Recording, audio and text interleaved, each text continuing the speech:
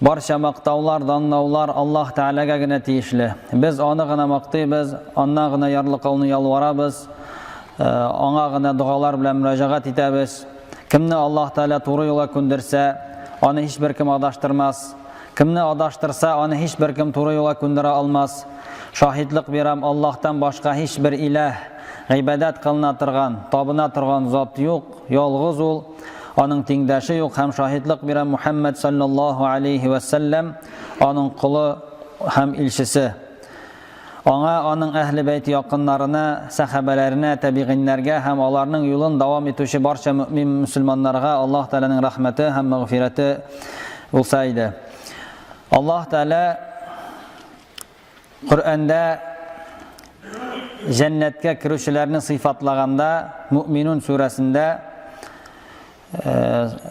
jannatga kiruvchi Firdavs jannatlarin miros etib oluvchi musulmonlarni sifatlab ayta. Anda endi bir necha sifatlar kela, ham ularning orasida Alloh taolo ayta: "A'udhu billahi minash shaytonir rojim. Vallazina hum li amanatihim va ahdihim ra'un." Olar emanetlerini hem kilişularını ötevşiler. Yani Allah Teala şu ayette şu cennetini miras etip, Firdevs cennetin miras etip aluşu kişilerinin sıfatından şu emanetlerini ötevşiler. Yani emanetlerini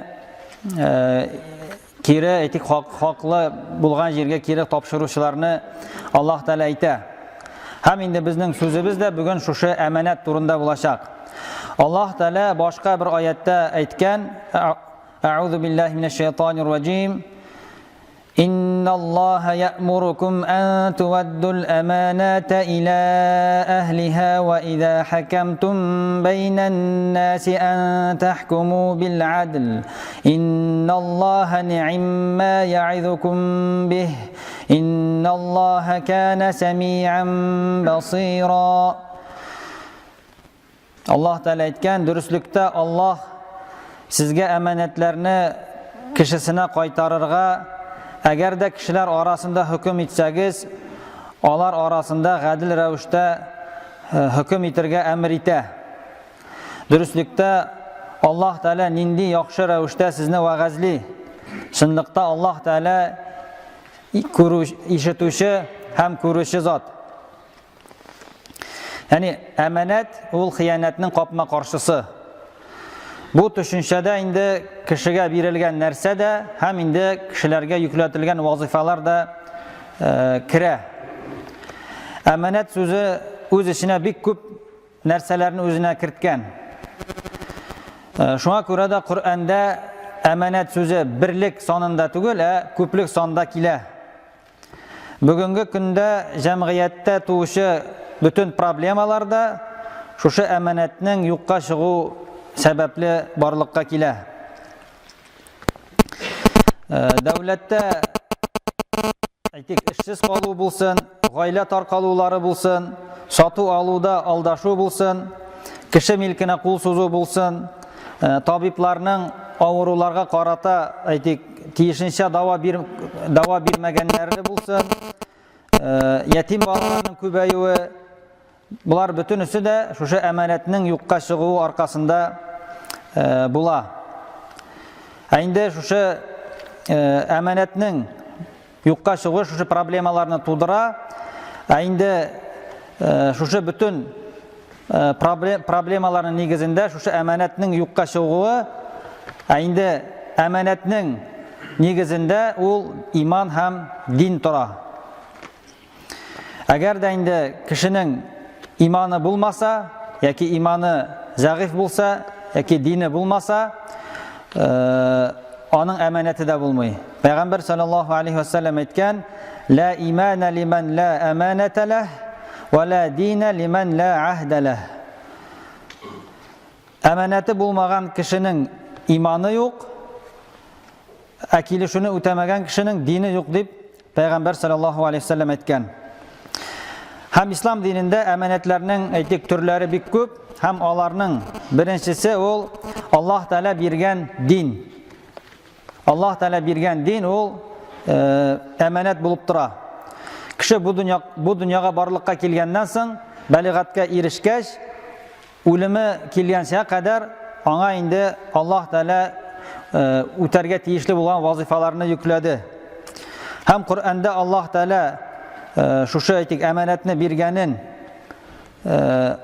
anlatıp ayta, haber etip ayta: İnna aradnal emanete alas semavati vel ardı vel cibali feebeyne en yahmilnaha ve eşfaqna minha ve hamalahal insan innehu kana zalumen cehula. Biz emanetni, yani dinne, şeriat hükümlerin köklerge, jirge hem tavlarga öz üstügizge alığız dip takdim ettik. Alar onu öz üstlerine aludan baş tarttılar. Hem ondan korktular. Kişi onu öz üstüne aldı. Dürüstlükte ol Allah'a karşı kilip öz özüne ziyan getirüşü, hem emanetini ötemegen üçün jazaga tartılacağın bilmevşi zat buldu. Yani, tefsir galimleri anlatalar. Şu emanet degen söz bunda şeriat hükümleri, yani dinning etik farzları hem indi tıyılıları deb anlatalar. Allah Teala kişilerini, yani birinci kişini Adam aleyhisselamni barlıkka ketirgençe kadar şu tavlarga, köklerge hem jirge söyleşu etik mümkünçiligin berip alarga şunday etik takdim ete. Hem alar indi ondan boş tartalar. Indi kişi şu etik emanetini ala öz üstüne. Hem indi kişi indi tuğandan soň baligatga erişkech, ömrünün ahırına kadar indi ol şu emanetini öterge tiyiş bula. Yani anlaşılgança şu ayetten din ol kişiге emanet etip berilgen. Kişi bu dünyada yaşagan vaqtda mena şu emanetni saklarga tiyişli. Eğer indi ol şu emanetni ötemese, kıyamet gününde Allah Teala ona aytik gazap berecek. Kimdir aytırga mümkün, ne üçün Allah Teala kişiге bu aytik zor, ağır bulgan emanetni berdi.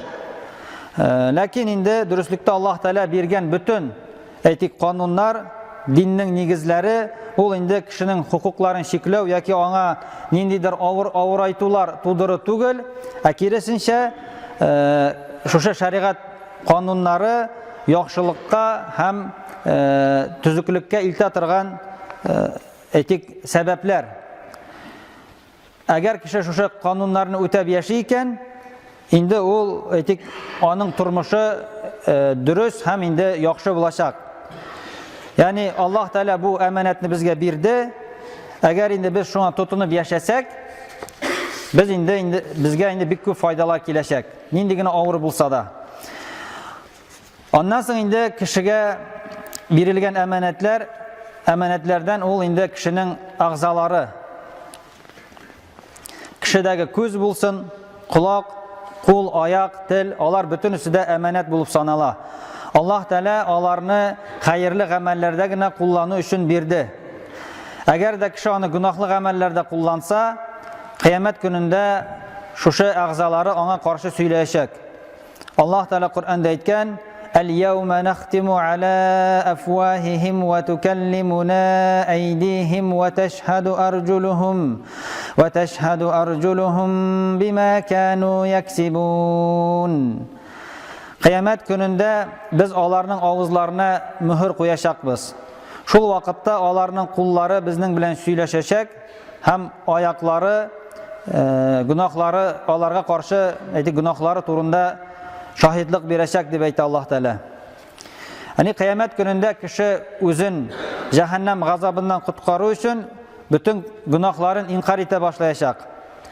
Hem şu vakitte Allah Teala ona söyleşe almasın üçün ağzına mühür koya, Һәм шуннан соң аның куллары кылган гынахлары турында сөйли башлый, һәм аяклары моны раслап шаһидлык бирә. Күп вакытта инде кеше гынах кылганда аның куллары белән эшли. Аяклары шушы гынахка алып бара гына. Шуңа күрә дә кулларга сөйләү вазифасы бирелә, аякларга инде шаһидлык вазифасы бирелә. Башка бер аятта Аллаһ Тәгалә әйтә: «Иннәс-сам'a вал-басара вал-фуада куллу улаика кана анху мас'ула». Дөреслектә кулак, күз һәм йөрәк аларның бөтенесеннән дә соралачак ди. Яни кыямәт көнендә әйтик, безнең күзебез бит инде. Шушы күзебез өчен бездән соралачак. Чөнки ул безгә әманәт итеп бирелде. Шулай ук кулак булсын, шулай ук күңел, йөрәк. Ни өчен начар нәрсәгә карадың, ни өчен начар харам булган нәрсәләрне тыңладың, ни өчен гынахлы эшләргә карар кылдың дип йөрәктән һәм инде башка агъзалардан бөтенесеннән соралачак. Һәм инде шушы җавап нигезендә инде шушы әйтик аның агъзалары ничек әйтик җавап бирәләр, шуңа карап инде аңа тиешле җәза биреләчәк. Аннан соң балалар шулай ук инде кешегә бирелгән әманәт. Аллаһ Тәгаләнең бәндәләренә биргән бүләге. Алар инде кешеләр шушы әйтик бирелгән әманәтне бу дөньяда инде саклап, тиешенчә аны әйтик үстерергә тиешле. Аллаһ Тәгалә шушы әйтик балаларны үзе теләгән бәндәләргә генә бирә, һәм инде ата-аналар шушы әйтик бирелгән балаларга инде нык игътибарлы булырга тиешләр. Һәм инде Аллаһ Тәгалә шушы балаларны әйтик балаларга дөрес тәрбия бирү, аларны әйтик матди чыгымнарын әйтик карау бөтенесе инде ата-анага yüklәтелде. Бүгенге көндәге балаларның тәрбиясез булып үсүләре һәм шулай ук инде олыларны хөрмәт итмәүләре, тупас булып үсүләре бөтенесе шушы ата-ананың әманәтне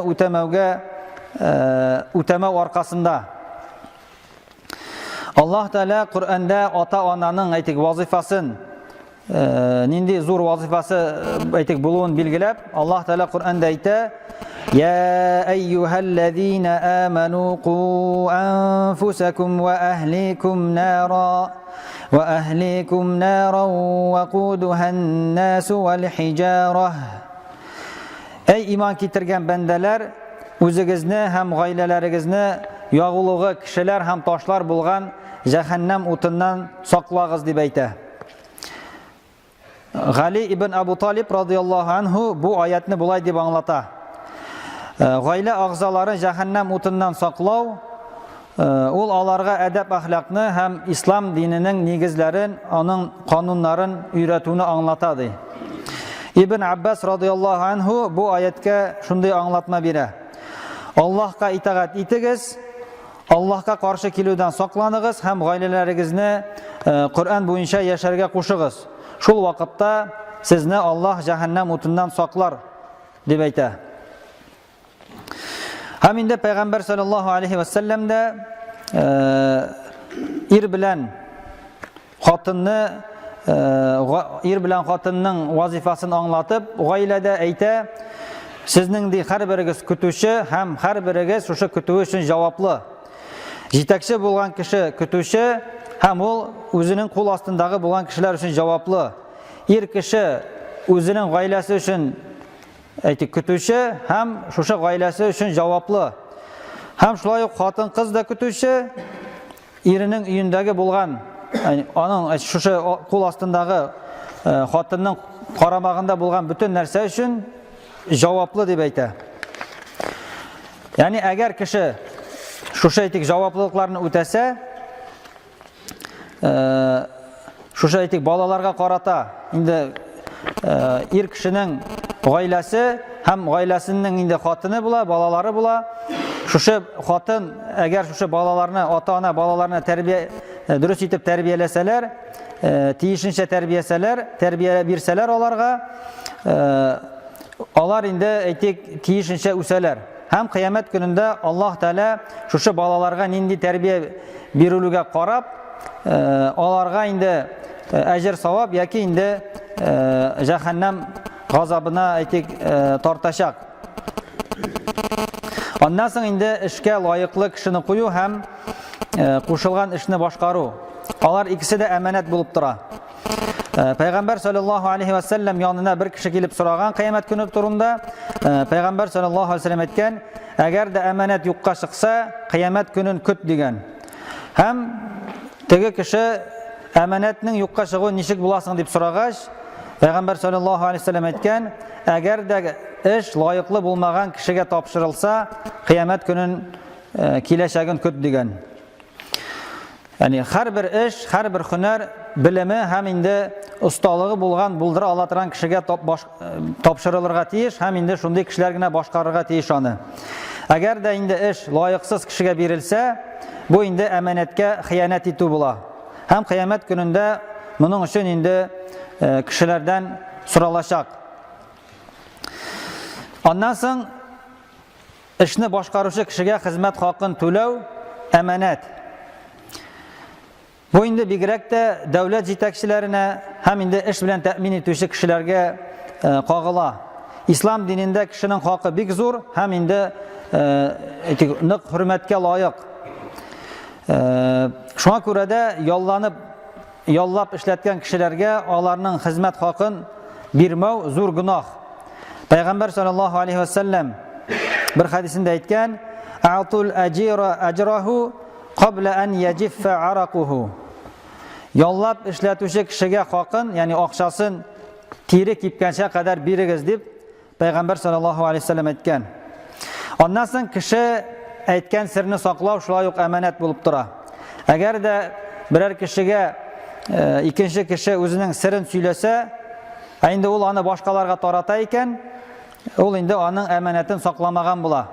Инде бу кешенең серен кешеләргә тарату ул тыелган. Пәйгамбәр саллаллаһу алейхи ва саллям әйткән: "Иза хадаса ар-раҗулу бихадисин, thumma iltafata fahiya amanatun." Әгәр бер кеше нәрсәдер сөйләп, як-ягына борылып караса ди, ул ди әманәт. Һәм шулай ук инде әгәр кеше үзенең иптәшенең серләрен башка кешеләргә таратып йөри икән, бу инде икейөзлелек галәмәте булып тора. Чөнки Пәйгамбәр саллаллаһу алейхи ва саллям әйткән: "Мунафикның билгесе өчәү, әгәр ди ул сөйләсә алдый, килешү төзүсә ди, килешүне боза, әгәр аңа әманәт тапшырылса, әманәткә хыянат итә ди." Аннан соң 7-нчесе сакланырга бирелгән әйбер әманәт булып тора. Пәйгамбәр саллаллаһу алейхи ва саллям әйткән: "Аддил аманата ила ман таманак ва ла тахун ман ханак." Әманәтне биргән кешегә кире кайтар һәм сиңа хыянат иткән кешегә хыянат итмә дип әйткән Пәйгамбәр саллаллаһу алейхи ва саллям. Инде кешегә берәр әйтик акчамы яки берәр җиһазмы кеше калдыра икән, ул аны сакларга тиеш, аңа зыян китерүдән, аны юкка чыгарудан сакларга тиеш. Һәм инде Пәйгамбәр саллаллаһу алейхи ва саллям да шундый булган, чөнки белгәнебезчә аңа инде әмин, ягъни ышанычлы дигән әйтик аның кушаматы булган. Аңа инде аны нигә биргәннәр? Чөнки ул аңа бирелгән, сакланырга бирелгән әйберләрне һәр вакыт кире хуҗасына имин килеш кайтарып бирә торган булган. Әгәр дә инде кешеләр шушы әйтеп киткән әманәтләрне үтәсәләр, җәмгыятьтә тәртип урнаша һәм инде кешеләр арасында хукуклар бузылмый. Һәм инде шушы әманәтләрнең үтәлү нәтиҗәсендә кешеләр бер-берсенә ышана башлыйлар һәм инде бер-берсен хөрмәт итә башлыйлар. Һәм инде шушы ислам динендәге әйтик, ислам диненең максаты кешеләр арасында дуслык, бердәмлек булу максатына ирешә. Һәм инде кеше әманәтне үтәсә, шулай ук инде Аллаһ Тәаләнең ризалыгына ирешә һәм инде Аллаһ Тәалә вәгъдә иткән җәннәтләргә керергә аңа әйтик мөмкинчелек була. Аллаһ Тәалә инде барчаларыбызга да үзебезнең өстендә булган әманәтләрне үтәп, Аллаһ Тәаләнең рәхмәтенә һәм мәгъфирәтләренә ирешергә насыйп әйләсә иде. بارك الله لنا ولكم في القرآن العظيم ونفعنا وإياكم بالآيات والذكر الحكيم إنه هو السميع الدعاء